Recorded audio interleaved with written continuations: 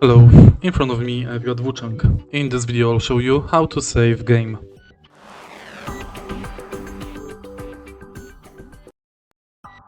Firstly, this game has autosave.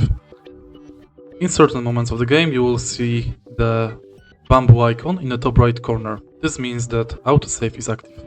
Next you can save game by going to Shrine and select Enter Dream. This will also save game.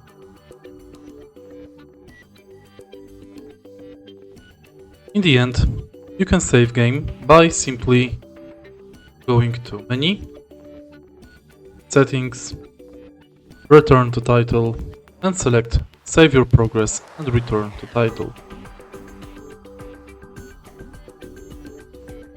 If you find this video helpful, please leave like, comment and subscribe.